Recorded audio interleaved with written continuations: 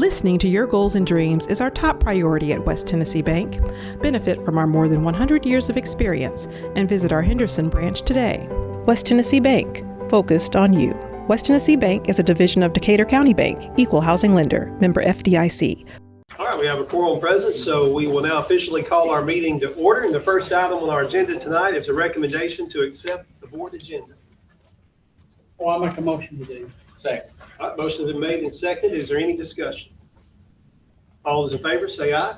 Aye. Any opposed? All right, the board agenda is set for tonight, and we begin with the approval of the consent agenda. A motion to approve that. I'll make a motion we approve the consent agenda. A second. All right, motion's been made and seconded. There is no discussion on that. All those in favor say aye. Aye. Any opposed? All right, it is approved. Delegations tonight, not aware of any that have contacted the board to address the meeting tonight. So we'll move on to our spotlight, which we are here at Westchester Elementary School hosting us nicely this evening. And Troy, I'll have you introduce the student or the administration here. We are fortunate tonight, especially setting the pace so high. High school, you got to follow. It's coffee, refreshments. Just remember, every team is competitive. So you always got to step up the game, and Westchester set that bar extremely high. We're kindergarten lead your pledge. All right, very good. Well, anyway, this is a great opportunity for us to join the Westchester family, and especially the Westchester staff who are here to not only provide for the refreshments, but also provide us, the students, the quality opportunity for us to see the great work that happens here. Miss Amy Woolley is our principal, been here for many years, and this is an opportunity for her to spotlight some of the excellent things that are happening here every day, including the learning and the opportunity for her students, as what we already saw with the pledge, the opportunity for those students to be in that camera scene, to be able to do things and to lead in different ways. Not to take the limelight away, and we'll let Miss Amy add to it. Thank you. I'd like to thank Miss Scarlett Malika. She's obviously not here, but she does all this work for us, and every student in our building at some point gets to help with morning announcements. So I'm going to use those to tell our story a little bit. But we have this year focused on the 7 habits of effective people.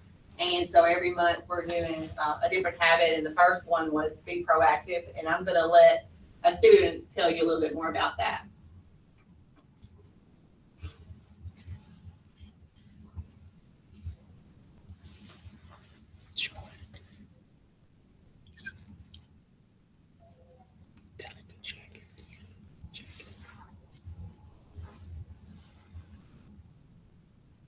Maybe.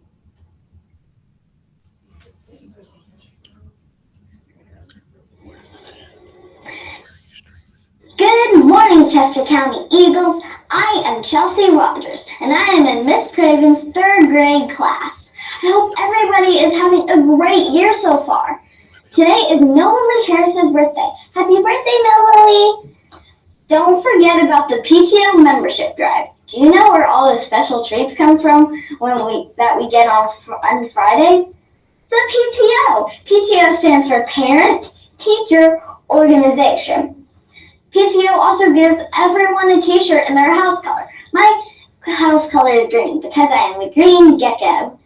For lunch we are having chicken and dumplings, peas, carrots, a roll, and raisins. Yum! This year we are going to be learning about healthy habits.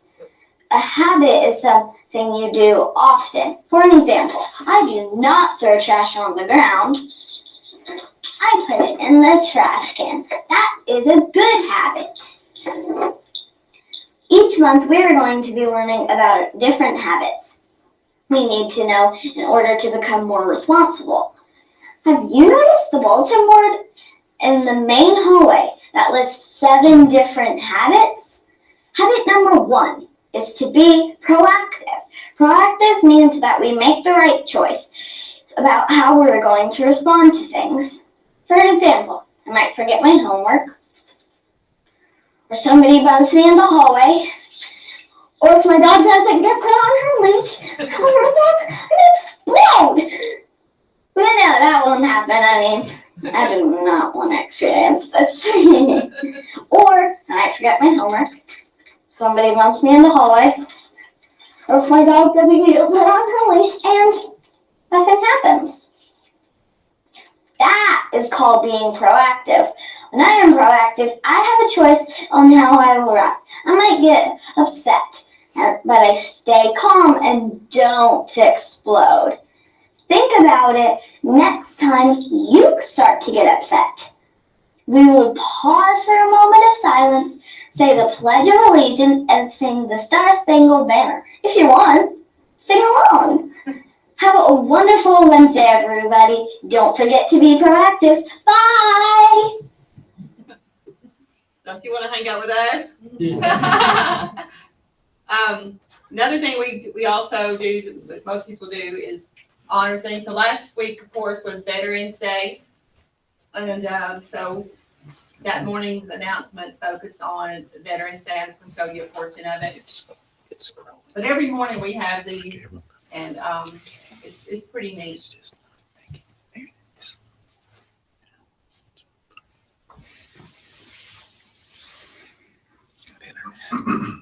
an internet connection. But it is recording. Just run it later. Hi everyone, I'm Mrs. Moody from Mr. second grade class.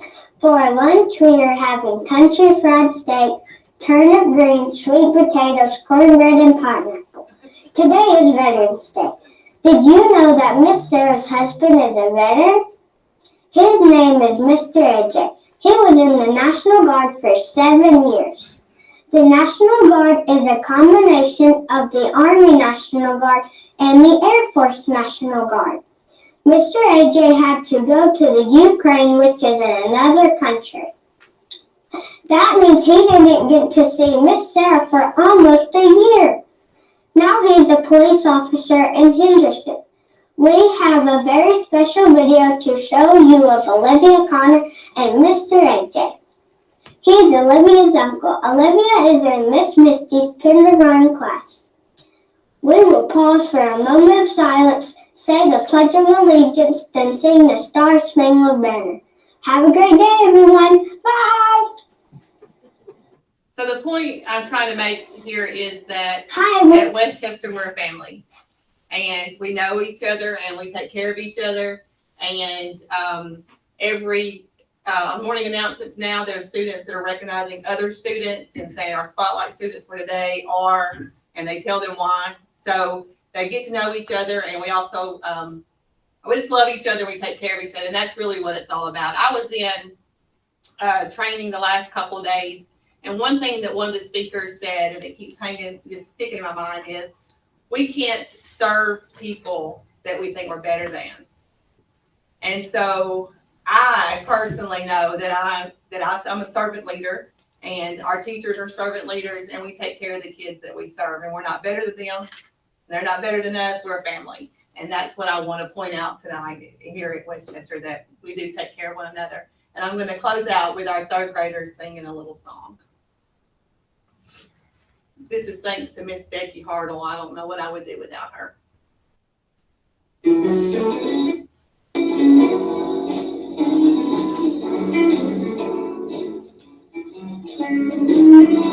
am a promise. I am a possibility. I am a promise. With a capital P, I am a great big bundle of potentiality.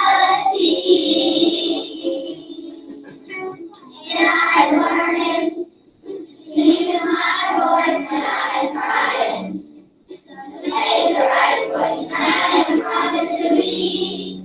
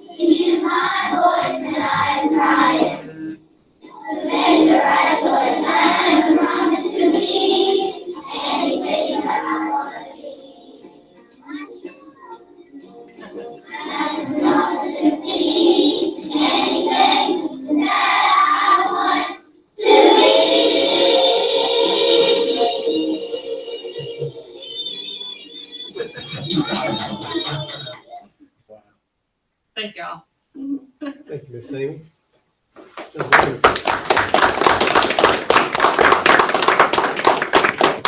Any questions or comments for anyone on the board? What they do each morning, that builds confidence and just, I don't know, it's great. It's amazing. Yeah. It is. It's amazing because some kids are super shy Yeah. and they'll get there and do that and practice it and like they have it all planned out. They'll write their little scripts and they have it all written up there and it's amazing. We have little bitty ones that do it all the way up to the third graders. And we've been doing it. We started it last year and we've kind of expanded it over time. It's been fantastic. And let me echo the sentiment that they're not using teleprompters. They're actually rehearsing that. Now she's editing it and coaching them up, but that's kids getting up and reciting what they need to say. And it's obviously a whole lot coming from the heart and reflection. But I've watched a few of the children do that, and it's quite engaging. And like you said, Norris, an opportunity for them to learn the habits of good public speaking and the confidence to carry it out. There's a lot of pride that wells up in them. So thank you, Amy. Yeah. Thank you very much. All right, moving on to our agenda tonight. The next item we have is a recommendation to adjust our revised COVID-19 return to school protocol. We've talked about looking at that month to month. This month, of course, we do that under the guise of the General Assembly's recent bill. So Troy, I'll have you kind of touch on that and we'll go from there. The General Assembly passed this bill 2 weeks ago, and our governor signed it on the 12th. This is called the COVID Omnibus Bill. And I've included in your board packet a narrative that was provided by, I believe it was by Ben Torres with the Tsba.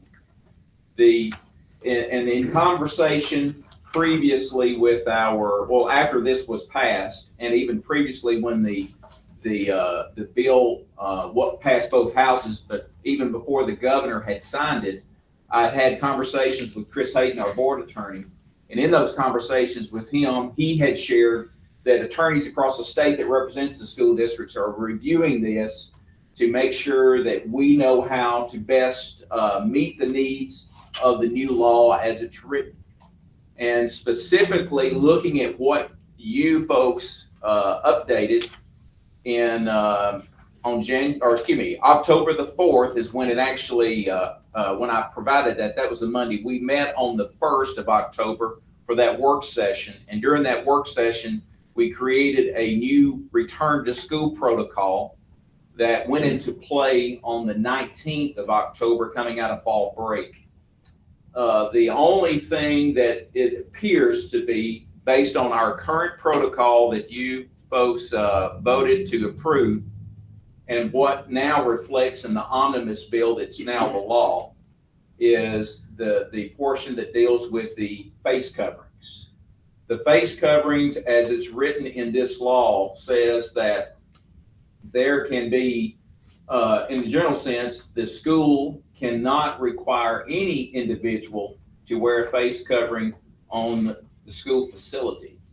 If it is something further on that requires this, and again, just like Shane said, if there's an increase in COVID, which I've also updated you guys with a new COVID update since what you had in your packet, since that was dated on the most recent date of that packet information was the 4th of November. I've added to that what has happened since Friday the 5th through yesterday, the 17th. And our numbers are still extremely low. You can see the comparison in the numbers from what you had in the previous data and from last month. So you can see that the trends are moving down. But again, back on this conversation, what I would recommend to the board to consider would be to continue with the protocol as it's written, but remove that expectation that those who choose to return to school as school contacts, who are parents, are saying and confirming with us, or our school nurses, that the students are asymptomatic, meaning they're not showing any symptoms. They seem to be doing well. based on their perspective, that they can return to school, but not have that inclusion of the face covering requirement, which I believe that would satisfy the law. Do we have a motion to approve the adjustment of our COVID-19 protocol, removing the language that says choosing to send the student to school for in-person learning to require the student to wear face covering? We would remove that from the current protocol. I'll make a motion that we remove that. Second. Okay, the motion's been made and seconded, as the floor is open for any discussion on that. All right, there is no discussion. All those in favor, say aye. Aye. Any opposed? All right, it is approved to be remove that from the protocol, so that can be updated. All right, the next item we have is a couple of policies from the recent meeting of our subcommittee. Our policy subcommittee met recently, and there are some recommendations for some policy adjustments. On the November 10th, the policy subcommittee met with me and we reviewed section 4 of our policy manual. In section 4, there were no policies based on the conversation among the three members. If there was anything that we wanted to reflect on that hasn't been recently changed. However, there are 5 policies that are included in your packet that you have reflected that are the Tsba drafts. The only reason we included these 5 is because each of these 5 were initially provided in 1998 with no revision. So went back to the TSBA, asked them for a collection of their new updated policies, since the most recent one that we were still carrying in the policy manual was 1998. And again, based on our perspective, these policies and the content doesn't change, but the language is much more concise, current, and to me, efficient. So it is the recommendation from the subcommittee that these 5 policies will replace, and I'm talking about 4.100, 4.200, 4.500, 4.501, and 4.702. Those 5 be updated to replace our current CCBOE policies with these 5. Okay. That does come from a subcommittee, so there is no need to have a second on that. Is there any discussion about any of the policies that we're updating more or less because of the timeline that they've been in place? All right, there is no discussion. We'll just do these all at once. Is there all those in favor of approving these, say aye. Aye. Any opposed? All right, they are approved. That'll be updated. There's also a policy 4.409 we need to look at. That one is a little different because in that collection, going back to our own board policy, our current number policy 4.409, organization of instruction, is no longer maintained by the TSBA. So when I asked them, or when they informed me of that fact, they shared what this policy carrying the same number, which is website accessibility. We don't have that policy of website accessibility in our policy manual. So it is the recommendation from the subcommittee is that this specific policy 4.409, now titled website accessibility, replaces what we had previously, organization for instruction. All right, likewise, that comes from the committee. So is there any discussion about replacing organization for instruction with website accessibility policy? All right, there's no discussion. All those in favor of replacing that, say aye. Aye. Any opposed? All right, so moved. That's the end of the business items. We do have time to address any updates. You have some updates in your packet if you have any questions or anything you want to draw attention to. Well, I just opened the floor up again. We do have the COVID-19 update. Again, as Shane had already said, we are reflecting on that on a weekly basis, and any type of changes for the positive or the negative, we are going to be responsive to those changes as needed. Tomorrow, I plan to meet with the school nurses to review the understanding of what the omnibus bill law means now for us. And again, I don't know it's not included in your packet, but some of the conversation will also include the current status of the federal mandate for vaccinations. It appears to be that based on the current information I'm reading from different articles, is that that's going to be stayed for quite a while. Chris Hayden confirmed that it is stayed for a period that will go to court, go to trial regarding that mandate, as you may have already seen some of the language and literature from different federal judges considering that it is an OSHA overreach because there's no immediate emergency, given the fact that, like in our case, the COVID numbers are going down. It's not trending up. So there's as Chris said, there will be likely it'll be several months after a January the 5th. But then I'm reading some stuff even today that says the OSHA is raising the flag, backing off. I don't know. We're taking it day by day. Any changes that we have that we're informed, we'll communicate to our administrators, to our faculty advisory committee members, and definitely to our school nurses too. Any other questions or any updates?